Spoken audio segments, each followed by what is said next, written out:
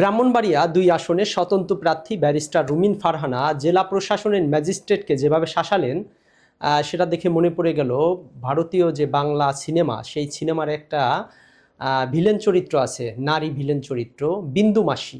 যে নির্বাহী ম্যাজিস্ট্রেট ছিলেন তাকে যেভাবে শাসালেন, যেভাবে ধমকালেন এবং পুরো একেবারে মানে ভিলেনের চরিত্রের মতো মানে সেই যে ম্যাজিস্ট্রেট তিনি কাচুমাচু দিয়ে ভয়ে থরথর কেঁপে মানে তিনি কিছু বলতেও পারলেন না, কিছু করতেও পারলেন না। কারণ সেখানে রুমিন ফারহানা এমন একটা পরিস্থিতি তৈরি করেন যে ওইখানে রুমিন ফারহানা এটাও বলেন যে তার কথা ছাড়া ওইখান থেকে বেরো হইতে পারবে না, এরকম একটা ভয়ঙ্কর পরিস্থিতি।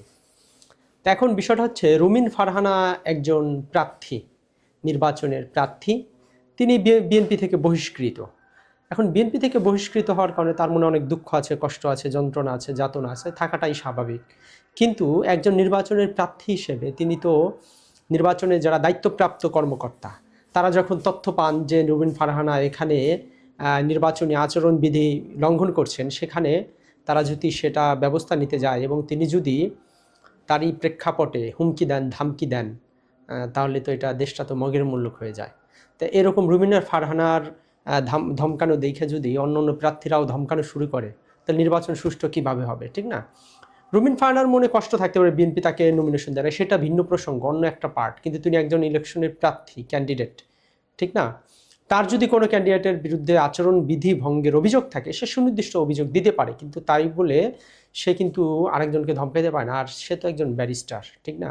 আইনের প্রতি তার তো শ্রদ্ধাশীল হওয়া দরকার। এবং বিশেষত রুমিন ফারহানা যেভাবে বিন্দু মাসির চরিত্রে অবতীর্ণ হলেন এবং জেলা প্রশাসনের যে ম্যাজিস্ট্রেট তাকে যেভাবে ধমকালেন, এই ভিডিও সোশ্যাল মিডিয়াতে কিন্তু ছড়িয়ে পড়েছে। এবং এই ভিডিও দেখে যারা সাধারণ ভোটার তাদের প্রতিক্রিয়া ইতিবাচক হওয়ার কথা না। কারণ হচ্ছে মানুষ আসলে ভয় পায়, মানুষ এগুলো হামকি ধুমকি এগুলো থেকে মানুষ বের হইতে চায়। এখন যদি ব্যারিস্টার রুমিন ফারহানা তিনি হামকি ধুমকিতে মনে করেন যে তার ভোট বাড়বে, তিনি একটা প্রভাব প্রতিপত্ত দেখাবেন এবং সাধারণ মানুষ তাদেরকে বা তাকে ভোট দিবে, তাহলে এটা মনে হয় তিনি হয়তো বোকার স্বর্গে বাস করছেন অথবা তিনি ভিন্ন জগতে বাস করছেন। তিনি একটা ক্যাডার ভাব নিয়ে যাচ্ছেন এইভাবে, মানে হামকি ধুমকি দিয়া। এবং আপনারা দেখছেন নিশ্চয়ই যে তার যে বডি ল্যাঙ্গুয়েজ, তার যে কথাবার্তা এবং তার যে চোখ বড় বড় করে, মানে ওই যে বিন্দু মাসি যে ভারতীয় চরিত্রে যে কথা বললাম সিনেমার, মানে বিন্দু মাসিও মানে ফেল হয়ে গেছে রুমিন ফারহানা যে ক্যারেক্টারটা ধারণ করছিলেন আজকে। তো এটা আসলে রুমিন ফারহানার সাথে যায় না। রুমিন ফারহানা সম্পর্কে সবারই একটা পজিটিভ ধারণা ছিল। তিনি বিগত ফ্যাসিবাদের সময় কিন্তু তিনি ব্যাপক ভূমিকা রেখেছেন, বিভিন্ন টক শোতে কথা বলেছেন, বিভিন্ন আন্দোলন সংগ্রামে ছিলেন।